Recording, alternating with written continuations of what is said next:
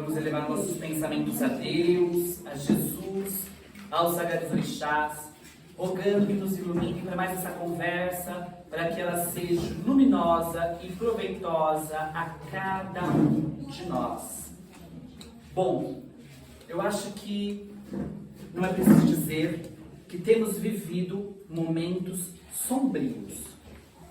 Parece que depois da pandemia, ao invés das coisas melhorarem no sentido de nos despertar para os valores do espírito, ficamos um pouquinho pior.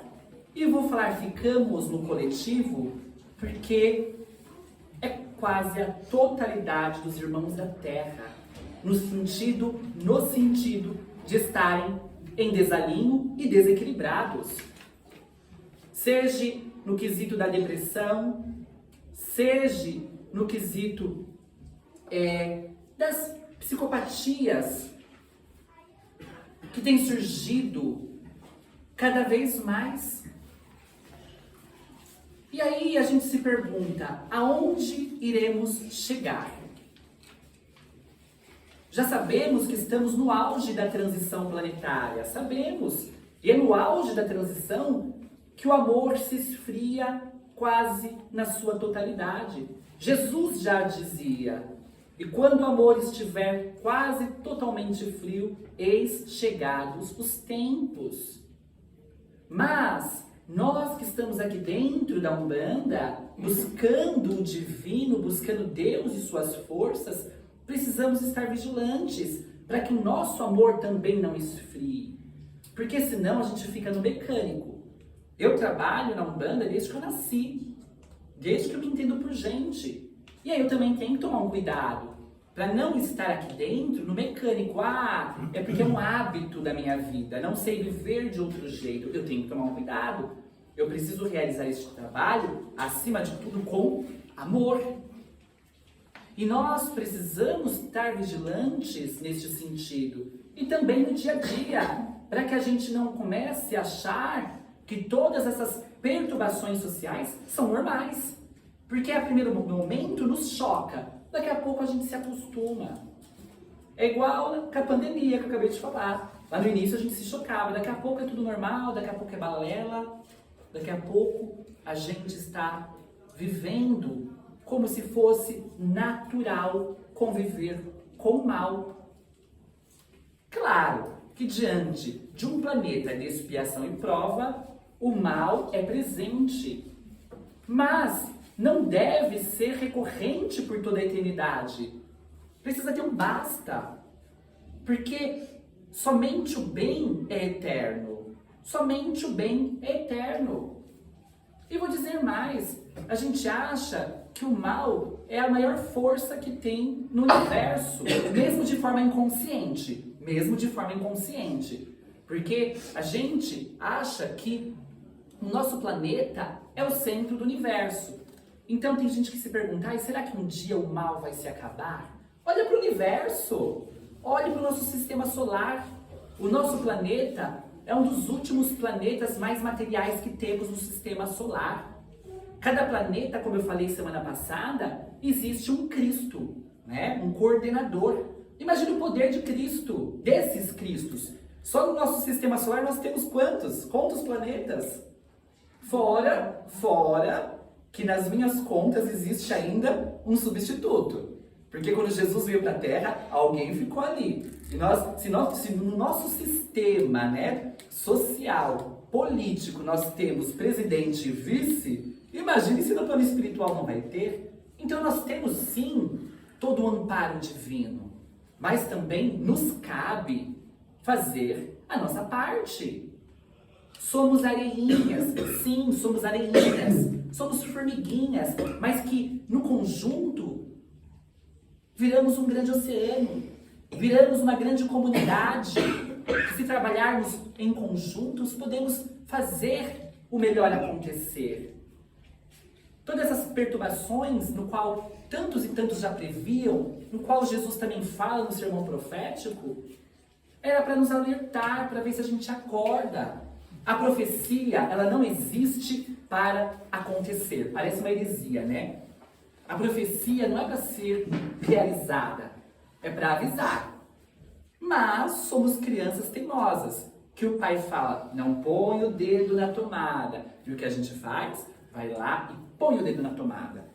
E é aí que acontece os desalinhos e as perturbações. A pandemia veio para nos chacoalhar, para fazer uma peneira e mostrar realmente quem somos. Porque é diante dos desafios que a gente mostra quem é.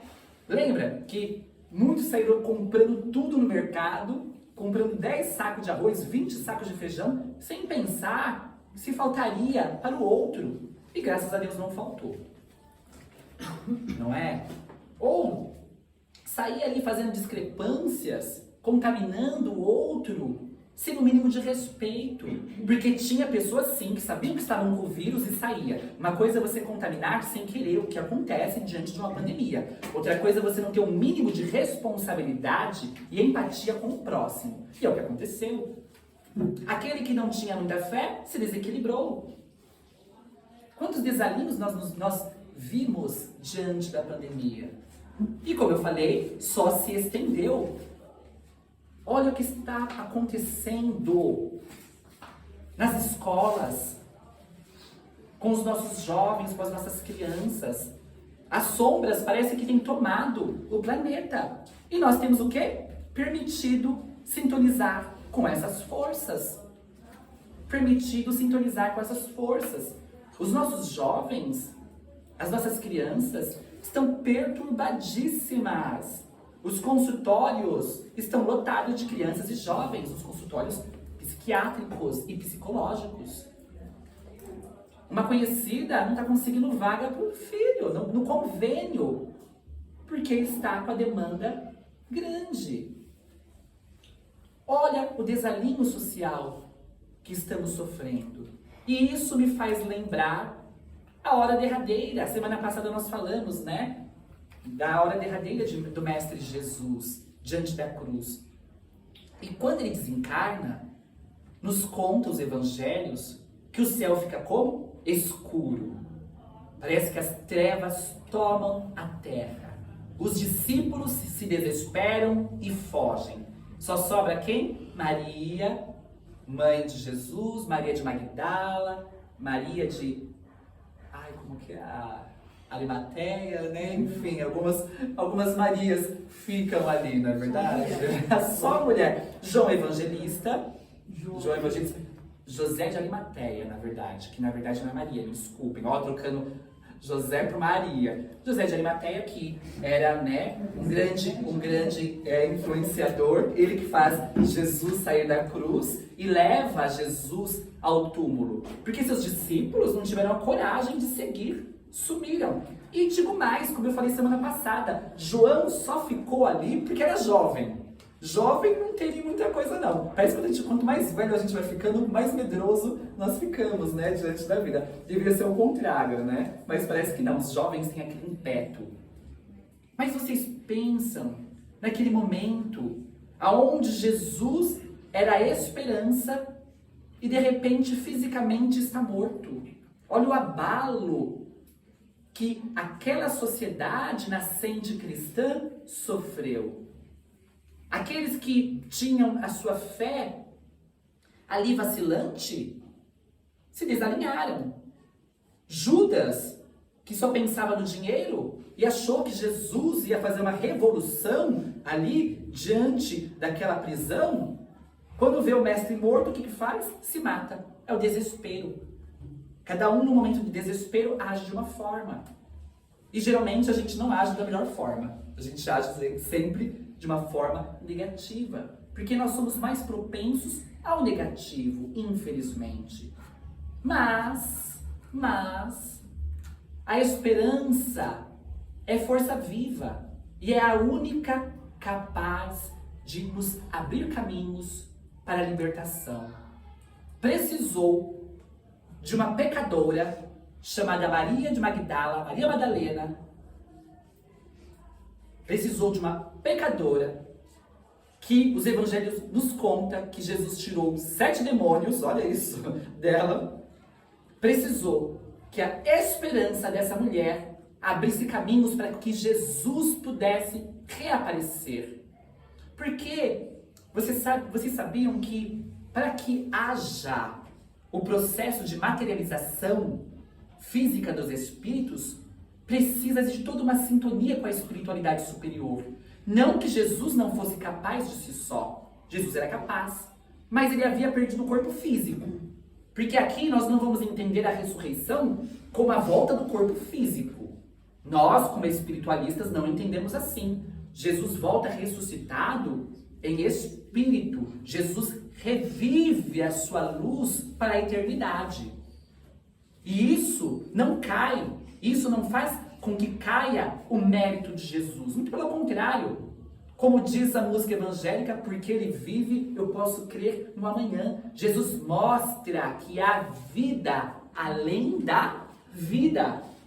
Mas para que Jesus aparecesse de volta ali, era preciso que houvesse uma sintonia com o divino.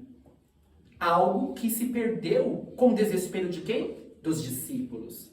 Mas aquela mulher pecadora, que a sociedade relegava, que a sociedade condenava, é ela que pega o óleo, que pega o paninho, para ir lá, fazer todo o processo fúnebre, digno daquele homem que havia sido assassinado de forma injusta. E aí, a esperança daquela mulher abre caminhos diante daquela treva que surgiu na terra. E aí Jesus, com a vibração de Magdala, consegue ressurgir. Aparece a ela. Mestre, mestre. E Jesus afaga Maria. E Maria volta correndo, porque Jesus diz: mostre aos meus discípulos que eu vivo. E ela bate as portas dos discípulos. O que eles respondem a ela? Para de ser doida. Se ele tivesse que aparecer, apareceria para sua mãe, não para você. Ou para cada um de nós. Não é verdade? Então, diante daquela esperança que poderia também ser abalada, diante da desconfiança alheia, ela fica firme. E é essa firmeza de Magdala que abre caminhos ao mais alto e Jesus consegue aparecer aos discípulos. E aí sim, ele diz: me toque. Me toque. Veja que eu estou aqui. Não é? E aí, nos dias de hoje, podemos transferir essa mesma história. É a história real, do qual os discípulos viveram, podemos trazer para os dias de hoje, diante dessas trevas que cobrem a terra. Porque Jesus, ele pode estar revivendo a todo momento em nossas vidas, desde que nós abrimos caminhos para a esperança. Porque se você deixa a esperança morrer, você deixa de ver o Mestre. Agora, se você acredita em dias melhores, você abre canais para sintonizar com este Mestre que vive. Vive. E não importa que ele esteja lá no seu trono divino. Ele envia seus guias. Toda quinta-feira ele envia os seus guias aqui para nos atender.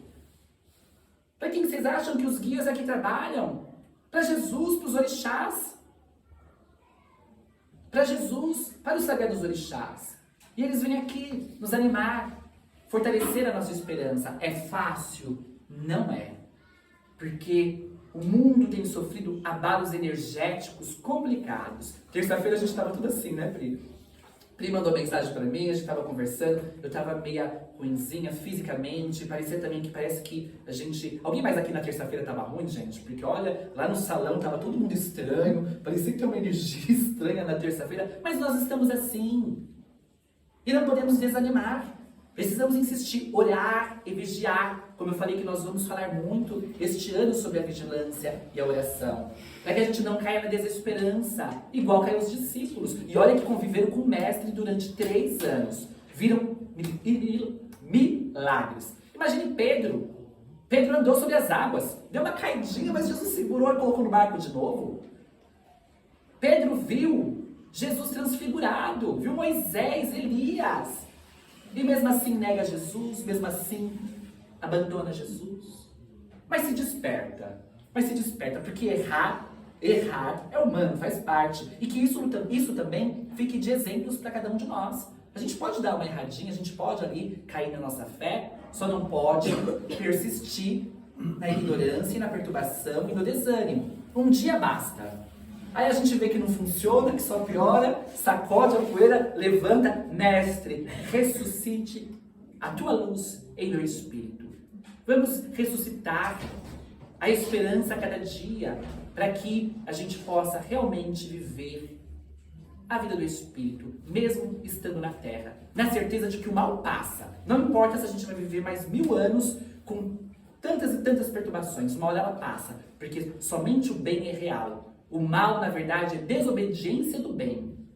Então, como ele é uma desobediência, ele não é real, porque a partir do momento que você retifica, ele desaparece e só fica o bem. O mal é uma ilusão, do qual a gente ainda vive devido à ignorância, mas ele passa. Que a força poderosa de Deus possa nos abençoar, nos despertar e fazer com que a luz divina possa sempre ressuscitar a cada dia luz e esperança em nossos espíritos, em nossos corações. Que assim seja.